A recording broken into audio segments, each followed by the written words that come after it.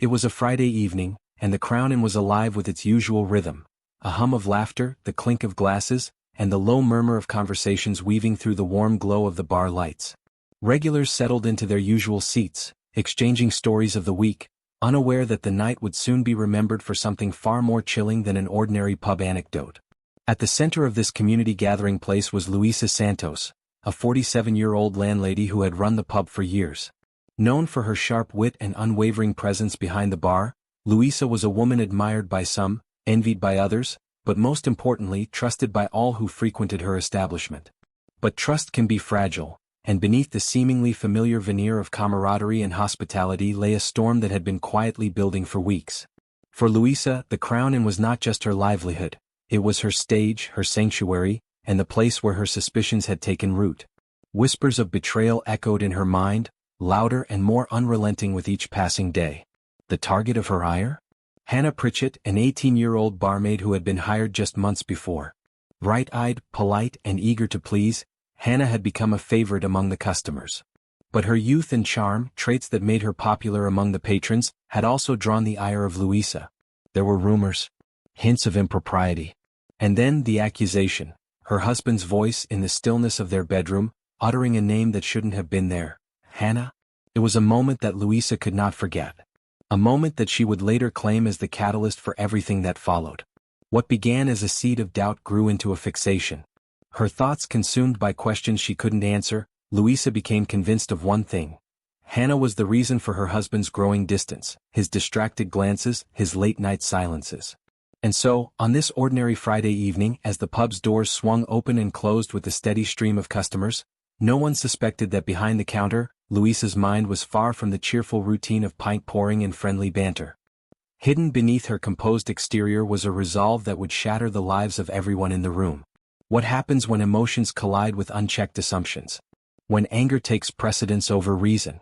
The events that unfolded that night would shock an entire community, leaving behind questions that linger to this day.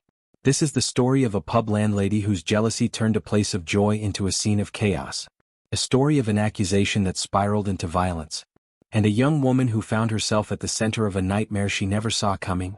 Nestled in the heart of a close-knit town, the Crown Inn was more than just a pub, it was the soul of the community. A place where stories were shared over pints of ale, where laughter echoed long after the last round was called, and where familiar faces gathered to find comfort in routine. The Crown was a beacon of warmth and familiarity, but as with any place steeped in routine, it was also a place where secrets could fester unnoticed.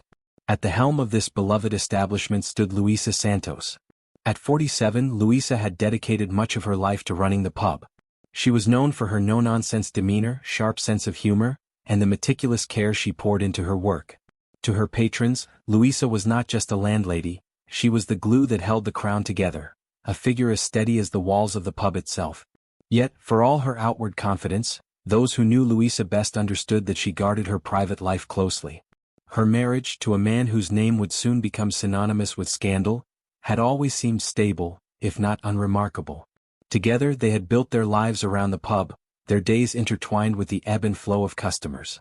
But even in a partnership as intertwined as theirs, there were cracks that only Luisa could see, and cracks that she feared would soon become chasms. It was in this familiar yet fragile setting that Hannah Pritchett arrived. 18 years old, fresh out of school and eager to prove herself, Hannah had been hired as a barmaid just a few months earlier. With her friendly demeanor and natural charm, she quickly became a favorite among the regulars. Her presence was a breath of fresh air in the pub, a stark contrast to Luisa's stern efficiency. Hannah was the kind of employee who never seemed to tire. She laughed easily, remembered names, and handled even the most difficult customers with a grace that belied her age. Patrons often remarked on how she brightened the room, her youth and enthusiasm a welcome counterbalance to the pub's time-worn atmosphere. But not everyone appreciated Hannah's rising popularity. Luisa watched her with a mix of pride and unease. At first, it was nothing more than a passing thought. Was Hannah's smile just a little too familiar? Was her laughter a little too easy in the presence of Luisa's husband? But those thoughts, once planted, refused to leave. They took root in Luisa's mind, growing with each passing day, until they became impossible to ignore. Then came the night that would change everything. It was late, the pub long since closed, and Luisa lay awake in the dark. Her husband, beside her, mumbled in his sleep, a name, A single name. Hannah. The moment was fleeting, barely more than a whisper, but it struck Luisa like a thunderclap. Why would he say her name? Why that name? The questions circled in her mind, refusing to let her rest. In the days that followed, those questions turned to accusations, though she kept them to herself. Every glance her husband exchanged with Hannah, every shared laugh, every small kindness, it all became fuel for her growing suspicion. And so, the Crown Inn, once a sanctuary of routine and familiarity, became the stage for a drama that no one could see unfolding. To the regulars, life continued as usual. Pints were poured, stories were shared, and the pub's warm glow remained unbroken. But behind the bar, Luisa's world was unraveling. She began to withdraw, her once steady presence replaced by a cold, simmering tension. Hannah, oblivious to the storm gathering around her, continued to work with the same cheerful efficiency. To her, Luisa's mood swings were nothing more than the pressures of running a busy pub. She had no idea that she had become the focus of Luisa's growing obsession. As the days turned to weeks, Luisa's suspicions hardened into certainty. And with that certainty came a resolve, one that would lead her to make a decision that would forever alter the lives of everyone at the Crown. For now, though, the pub remained what it had always been, a cornerstone of the community, its doors open to all, its walls a silent witness to the secrets within. For most people, jealousy is fleeting, a momentary pang, a sharp but passing emotion. But for Luisa Santos, it became something much darker, something that would cloud her thoughts and distort her sense of reality. In the days following that night in the bedroom, when her husband had murmured Hannah's name in his sleep, Luisa found herself unable to focus. Her mind replayed the moment on an endless loop, each repetition feeding her growing suspicion. Why would he say her name? Had she misheard? Was it a mistake? The questions consumed her, and with every unanswered thought, her paranoia deepened. At first, Luisa tried to push the doubts aside. After all, she had no real evidence, just a name spoken in the stillness of the night. But the more she tried to ignore it, the more it festered. Her husband, once her confidant and partner in all things, began to seem distant, distracted. The way he spoke to her felt different, as though he were holding something back. And then, there was the way he interacted with Hannah. Hannah, with her youthful energy and effortless charm, seemed to glow in the pub's warm light. Customers adored her, often lingering just a bit longer at the bar to exchange a few words with her. To Luisa, it felt as though Hannah was a magnet, drawing not just the patrons' attention, but her husband's as well. Luisa began to watch them closely, her eyes following every interaction. A casual laugh shared between them. A moment when his hand lingered just a little too long as he passed her a stack of menus. These small, ordinary moments began to take on a sinister significance in Luisa's mind. Her husband had always been kind to the staff, but now, every act of kindness felt like a betrayal. When he stayed late after closing, Luisa wondered if it was truly to restock the bar or if it was something more. When he complimented Hannah's work, Luisa heard something else in his tone, something she couldn't quite place but couldn't ignore. Soon the suspicions became too much to bear. She began searching for answers in places where there were none to be found.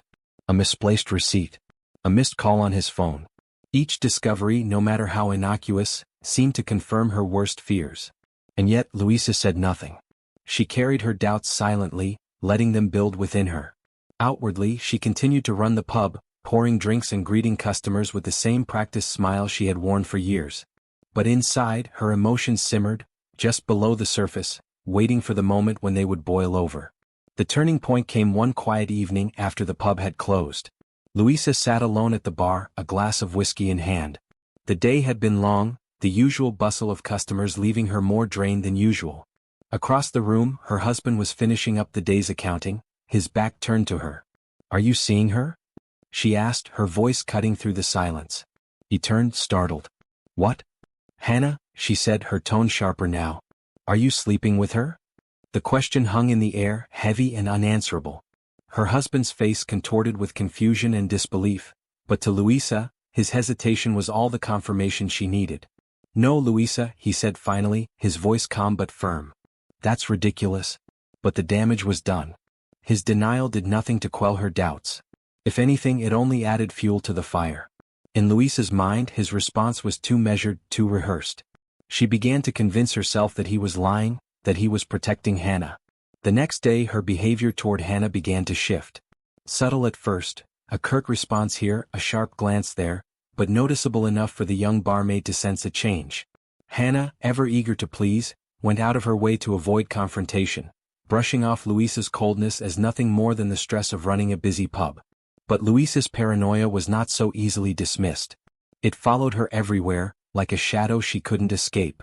Her dreams were restless, filled with fragmented images of her husband and Hannah together. Her waking hours were no better, her thoughts consumed by jealousy and anger. And then came the night when everything changed. It was a Friday evening, the pub alive with its usual energy. Customers filled the space, their laughter and chatter creating a symphony of noise that should have been comforting but instead felt oppressive. Luisa stood behind the bar, her eyes fixed on her husband and Hannah as they worked together, their movements synchronized in a way that only fueled her rage. At one point, her husband leaned in close to Hannah, speaking to her in a low voice that Luisa couldn't hear over the din of the pub. Whatever he said made Hannah laugh, a bright, carefree sound that seemed to echo louder than the rest of the room. To the other patrons it was an innocent moment. To Luisa it was a dagger to the heart. She felt her grip tighten on the glass she was holding, the pressure building until it threatened to shatter in her hand. Her breathing quickened, her vision narrowing until all she could see was the two of them, laughing, whispering, betraying her. By the time the clock struck 10, Luisa had made a decision. No more questions. No more doubts. No more pretending that everything was fine. The tragedy that unfolded next would forever change the lives of everyone at the Crown Inn. And as the night descended into chaos, the community would be left to grapple with a single haunting question. What had pushed Luisa Santos to the breaking point? Friday nights at the Crown Inn were a cornerstone of the week, a time when the pub buzzed with life and laughter. It was a ritual for the townsfolk, a haven where the stresses of the world were left at the door. But this particular Friday night, beneath the lively hum of clinking glasses and the comfort of familiar faces, the storm brewing behind Luisa Santos's eyes was ready to erupt. The evening had started like any other. Regulars filed in, greeted by the warm glow of the pub's golden lights. Hannah Pritchett was at her usual post behind the bar, her cheerful demeanor infectious as she served drinks and exchanged small talk with the patrons. Across the room, Luisa moved with calculated precision, her interactions clipped but efficient. To most it seemed like any other night. But Luisa's mind was far from the task at hand. Her eyes tracked Hannah's every move, each smile, each laugh, each fleeting glance toward her husband. Every small gesture seemed amplified, exaggerated in Luisa's perception, feeding the fire of her jealousy. At one point, a jovial older man, leaned over the bar to compliment Hannah on her quick service. She responded with a laugh, the kind that lit up her face and brought warmth to the room. The man chuckled, raising his glass in appreciation, and Hannah moved on to the next customer. To everyone else it was an innocent exchange. To Luisa, it was another reminder of how easily Hannah commanded attention, how effortlessly she seemed to draw people to her, including her husband. As the night wore on, the tension in Luisa's chest became unbearable. Every sound, the clatter of glasses, the murmur of conversation, the bursts of laughter, seemed to grow louder, grating against her nerves. Her grip tightened on the edge of the bar as her thoughts raced. And then it happened. From across the room, she saw her husband lean in close to Hannah, speaking to her in a low voice. Whatever he said caused Hannah to laugh, her hand lightly brushing his arm in a gesture of gratitude. The moment was fleeting, unnoticed by the rest of the patrons, but to Luisa, it was the final straw. Her vision narrowed, her heartbeat thundered in her ears, and a sense of cold detachment washed over her. The pub's lively chatter faded into the background as her focus honed in on the two of them. She couldn't hear what was being said, but she didn't need to. The scene unfolding before her confirmed everything she had been suspecting, fearing, and dreading. Luisa's hand moved instinctively, reaching for the knife she kept behind the bar, a tool she had used countless times to slice lemons for drinks. But tonight, it would serve a far more sinister purpose. No one noticed as she stepped out from behind the counter, her movements deliberate, her expression unreadable. The pub remained lively, oblivious to the storm about to break. It was only when Luisa reached the center of the room, knife glinting in her hand, that the first gasps of alarm rippled through the crowd. Hannah turned just in time to see Luisa advancing toward her, confusion flashing across her face before it turned to fear. The room erupted into chaos. Patrons shouted, some scrambling to intervene, others frozen in shock. Tables overturned, glasses shattered, and the once lively pub became a scene of sheer pandemonium. Hannah's voice rang out, a mix of pleas and terror, but Luisa's focus was unyielding. In her mind, the betrayal she had felt, the humiliation, the anger, all crystallized into a singular purpose. And then, in an instant it happened. The moment would later be described in court as a blur of movement, a split second that felt like an eternity. But the aftermath was clear. Hannah lay on the ground, blood pooling beneath her, her cries of pain cutting through the panicked shouts of the crowd. Luisa stood over her, the knife still in her hand, her breathing heavy, her face a mask of cold fury. Around her, the room seemed to stand still, the weight of what had just happened settling over everyone like a suffocating fog. The Crown Inn, once a place of laughter and warmth, was now a crime scene. As the distant sound of sirens grew louder, drawing nearer with each passing second, the question on everyone's mind was the same: how had it come to this? What could drive someone like Luisa, a pillar of the community, to commit such an unthinkable act? On a seemingly ordinary evening, the pub's lively atmosphere had turned into sheer chaos. It's often said that in moments of chaos, time slows down. For those at the Crown Inn on that fateful night, it felt as though the world came to a standstill in the seconds following Luisa Santos's devastating attack on Hannah Pritchett. The crime itself was as sudden as it was shocking. Witnesses would later recount seeing Luisa stride toward Hannah with a determination that seemed almost unreal. There was no hesitation, no second thought. In one swift motion, she plunged the blade into the young barmaid's abdomen. The impact sent Hannah reeling backward, a sharp cry of pain cutting through the jubilant noise of the pub. For a moment, the room fell silent. The laughter, the clinking of glasses, the hum of conversation, all of it stopped, replaced by a heavy, suffocating quiet. And then came the screams. Patrons leaped from their seats, their expressions a mixture of horror and disbelief. Some rushed toward Hannah, who now lay crumpled on the floor, clutching her stomach as blood seeped through her fingers and onto the wooden floorboards.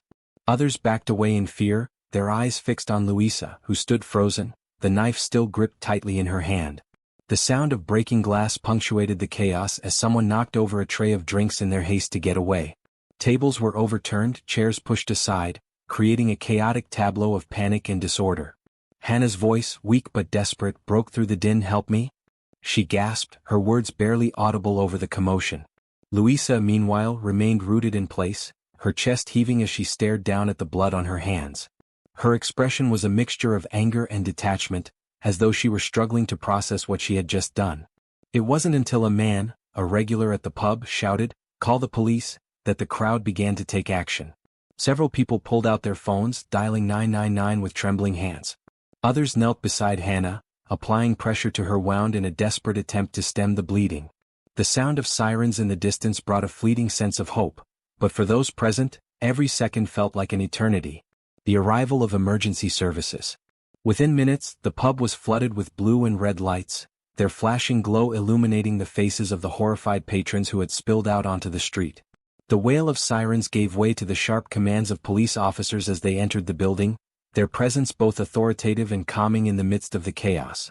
Luisa was still standing when they approached her, the knife now lying on the floor at her feet. She offered no resistance as they took her into custody, her wrists quickly secured in handcuffs. Her eyes, once fiery with rage, now seemed distant and hollow. As officers led her out of the pub, the crowd outside parted, their murmurs a mixture of anger, shock, and confusion. Luisa kept her head down, her face unreadable as she was placed into the back of a police car. Inside the pub, paramedics worked quickly to stabilize Hannah. Her breathing was shallow, her skin pale, and her pulse weak. The severity of her injuries was clear, and every second counted. They loaded her onto a stretcher, her blood-streaked hands clutching weakly at the fabric as they wheeled her toward the ambulance. One paramedic, speaking to a colleague, muttered, "She's lost a lot of blood. We need to move fast." As the ambulance doors closed, the crowd watched in stunned silence, the weight of what they had just witnessed settling over them like a heavy fog. Hannah's journey to the hospital was a race against time. Inside the ambulance, the paramedics worked tirelessly, administering oxygen and fluids to keep her stable. Her pulse was faint, her breaths labored, but she was fighting. At the hospital, a team of surgeons awaited her arrival, prepared to do everything in their power to save her life. As she was wheeled into the operating room, the severity of her injuries became clear. The knife had punctured her abdomen, causing significant internal damage. Hours passed as the surgical team worked, their movements precise and focused. Outside, Hannah's family, who had been notified of the incident, waited anxiously, their faces etched with worry. The waiting room was eerily quiet, The only sounds the ticking of a clock and the occasional shuffle of footsteps. Finally, as dawn broke, the lead surgeon emerged. His expression was grave but hopeful. "She's stable for now," he said, addressing the family. "But the next 24 hours will be critical." Back at the police station, Luisa sat in an interrogation room, her hands still trembling as officers questioned her. She spoke in short, fragmented sentences, her voice devoid of emotion. "I didn't plan it," she muttered, staring at the table in front of her. I couldn't take it anymore." When pressed for details, she recounted her suspicions, her jealousy, and the moment she claimed to have snapped. She spoke of her husband's alleged infidelity, her growing resentment toward Hannah, and the overwhelming sense of betrayal that had consumed her. Detectives listened intently, their faces betraying no emotion. They had heard stories like this before, stories of crimes fueled by jealousy and rage, but the brazenness of Luisa's actions, the public nature of the attack, set this case apart. As they wrapped up the session, one officer leaned back in his chair, his voice measured as he asked, "Do you feel any remorse for what you did?" Luisa looked up, her eyes glassy and unfocused. For a moment she said nothing, the room heavy with silence. Then, in a voice barely above a whisper, she replied, "I didn't mean to kill her. I just wanted it to stop." News of the attack spread quickly through the small community, leaving residents reeling. The Crown Inn, once a beloved gathering place, was now tainted by the memory of that horrific night. Flowers and notes of support began to appear outside the pub, a makeshift memorial for Hannah as she fought for her life in the hospital. Inside the homes and hearts of those who knew her, the same question echoed: how could this have happened? And why? Trial and verdict, a battle for the truth. Luisa Santos stood accused of attempted murder, the severity of the charge underscoring the brutality of her actions. For many, the trial was more than a legal proceeding, it was a quest to understand how such a tragedy could unfold in their midst. The courtroom was packed on the first day of the trial, the atmosphere heavy with anticipation. On one side sat Hannah Pritchett, still visibly shaken but resolute, her family and supporters standing by her. On the other side sat Luisa, flanked by her defense team. Her face was stoic, betraying little emotion. The prosecution wasted no time laying out their argument.